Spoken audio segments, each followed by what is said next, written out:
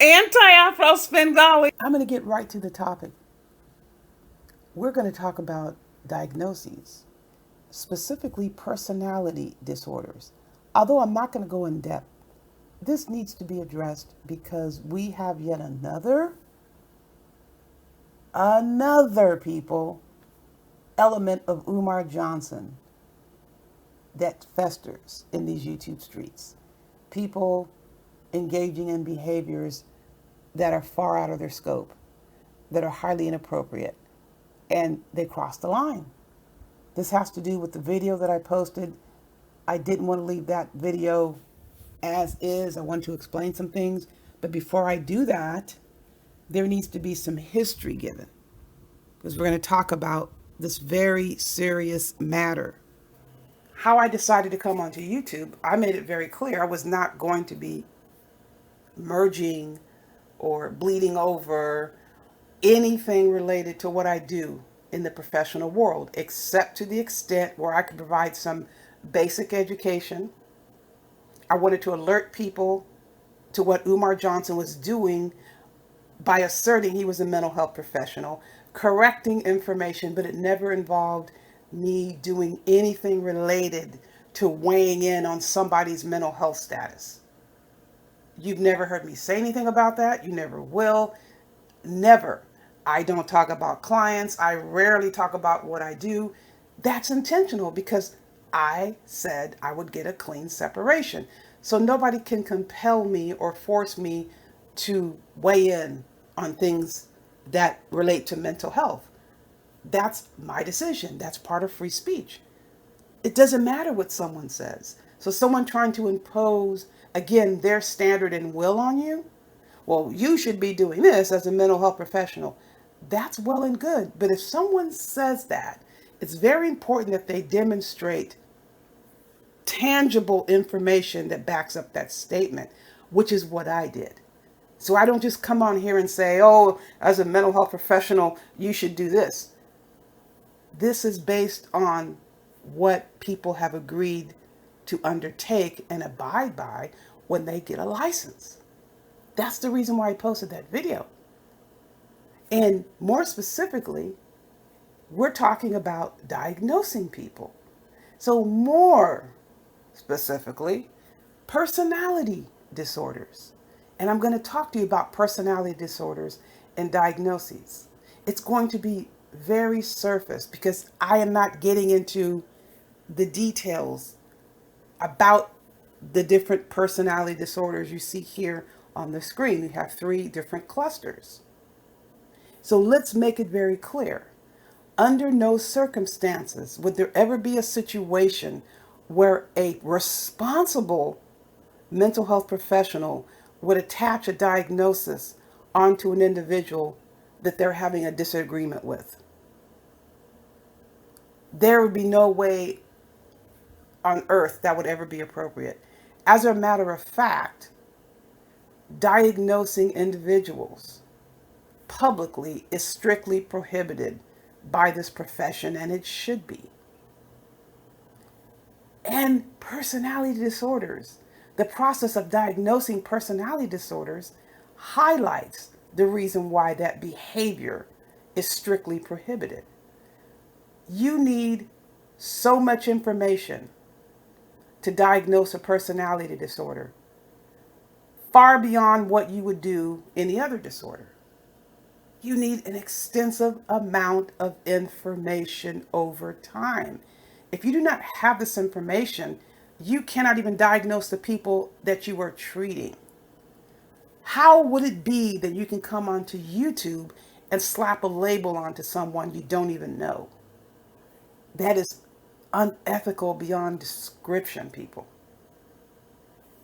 I don't even have any desire or I don't care what people say about me, what lies they tell.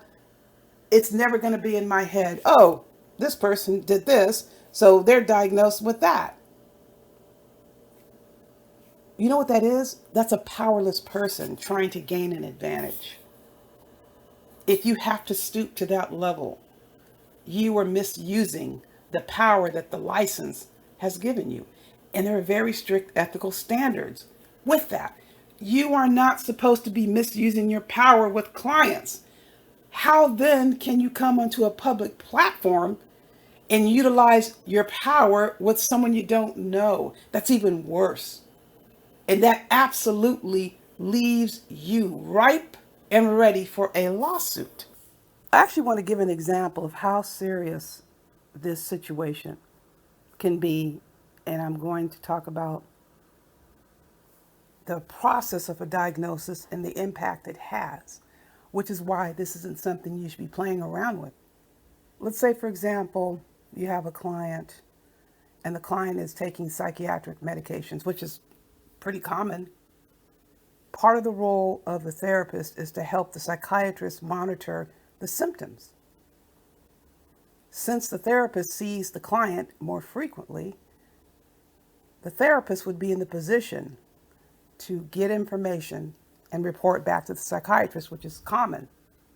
The information that you give the psychiatrist contributes to the psychiatrist making treatment decisions, medication adjustments, and determining whether or not the appropriate diagnosis or diagnoses has been rendered. This is not just something you flippantly come onto a public stage and toy around with total strangers who you have absolutely no idea about their background, their history. You know nothing about them. This is a life-altering process that should not be used as a weapon because you have an issue with someone. This is the reason why it absolutely is never recommended that you merge your social media with your professional duties. You have to have a separation. Now, there are people on the internet who make a point to come on and educate. That's their specific point when it comes to mental health. They're not sitting in their office like you see one person, which I'm not going to mention in this video, in supposedly the office and getting phone call, and then the name of the client comes out on the air, and then the person is running a live stream, and what? You're not taking things seriously. Clients' names are getting out. It's not something you toy around with. This is very serious, which is why the profession has very serious regulations, expectations of people who have licenses to conduct yourself in an appropriate manner when it comes to the regulations. They're not getting involved with personality conflicts. Even when you talk about a client, for example, is it something that's dangerous?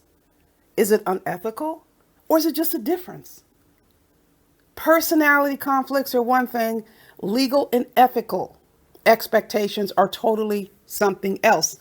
And we are talking about diagnosing people in public who you do not know, you know nothing about. They haven't signed any authorization for you to do this. That is what you talk about, the legal and ethical risk involved with trying to put yourself above people. But then there's another quandary we have going on here. That's what you talk about, the legal and ethical risk involved with trying to put yourself above people. But then there's another quandary we have going on here. What I do, I stick to the facts.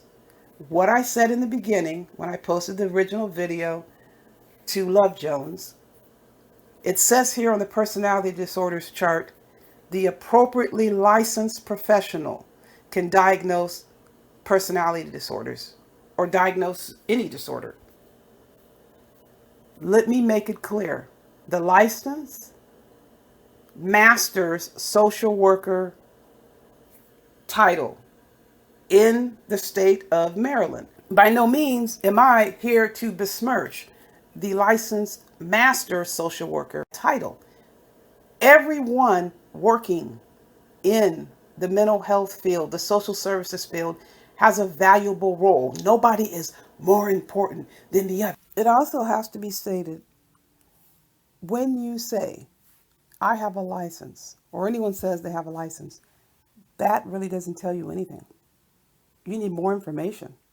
Just having a license isn't going to get you anywhere.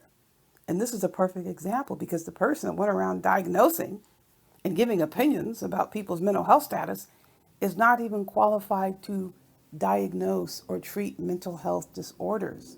If you look here on the screen, the licensed master social worker in Maryland has restrictions.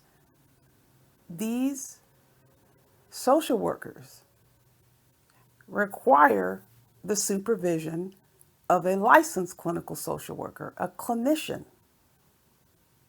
So if a person in their ordinary role is not able legally to diagnose and treat, how then does it make sense that this person thinks they can come onto the YouTube streets and start diagnosing people?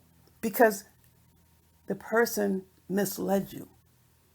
They say they have a license, or this person says, I have a license, and they expect you to just accept them at their word that they're qualified to do what they did.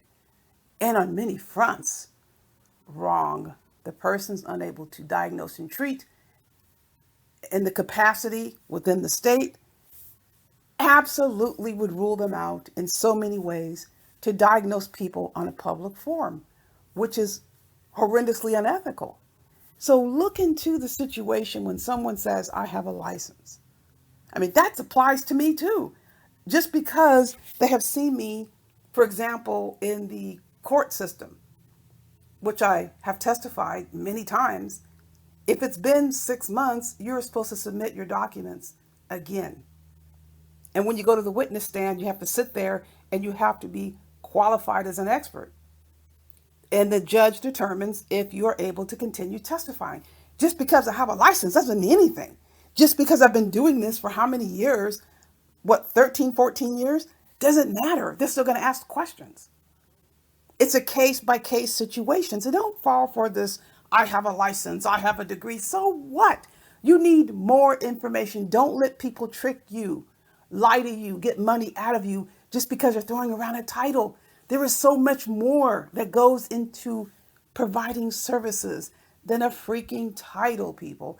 And again, every person in social services, in the mental health field, however you want to label it, has a valuable role. No one is more important than the other. We all work together. We are a collaborative. We don't denigrate people's titles. And let me give you another example. When I came, I did a video on Dumpsy because he was talking about he has treated couples for how many years? I say, where is the evidence that you're qualified to do this? Because in order to treat couples, you need to be trained in family therapy. That's an industry requirement. This is not saying someone's better than somebody. Here's another distinction I want to put forth. You have people out there, what is it, Jackson? That Jackson guy, I don't remember the first name, that got busted having affairs. It was giving women relationship advice. You have this Kevin Samuels, who is a complete jerk. Not because he's, quote, giving relationship advice, because he's abusive, the way he talks to people. And you have other people out there giving relationship advice. I don't have any problem with someone saying they give relationship advice. I am not territorial in that respect. You have an opinion, you can give an opinion. There's no law that says people are prohibited from coming onto the internet and giving their opinion about someone's relationship. Have at it.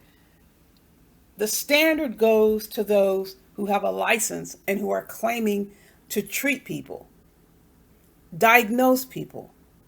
That is where I get all up in hackles, because we are not allowed to practice outside of the scope of our qualifications. It happens to me often. People come to me, and when they sit down and talk to me, I realize this is out of my league. I can't continue to treat this person. I don't have the skills for this particular issue. So I will maintain the person on my caseload while I help them find the appropriate therapist. That's a responsible thing to do. So when you are saying you are doing couples therapy, that is a body of training that is specialized.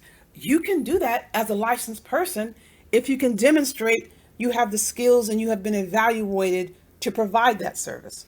Doing family therapy is not part of a licensed professional counselor training. So you cannot even say you are providing adequate couples therapy if you've never been trained. So, for example, say you go to a trial, whatever kind of trial it is, whether it's child custody, dependency court, criminal trial, and you get on the witness stand, they're going to ask you about your training. It's not the experience, It's the training which shows that you have been given the tools, you have been evaluated, and you've demonstrated your ability to carry out the skill. Just plain quote experience, you could be doing something wrong for many years. So it's focused on your training, background, and education. They all go together. Don't ever just take someone at a title. That is not telling you anything about the experience of the person. You have to ask, you have to get verification. And when you get this training, you have documentation of it. There's documentation existing. Don't be seduced by a title. And we have a perfect example here. Someone threw out a title and they misled you. They misled you into believing that they're qualified, number one, to diagnose personality disorders. Number two, to speak on someone's mental health status just because a person has disclosed. They didn't tell you they're not able to legally perform this task. You could get yourself, your family, into a quandary engaging people who don't have the skills and not qualified to provide you the services that you deserve to have. And this goes back to Umar Johnson, not qualified to provide the services that he claims he can provide. Please beware, people. They are out there. People have their own motives when it comes to wanting you to believe something about them that simply isn't true. For this reason, you must take extra care when it comes to heeding the warning. Buyer beware.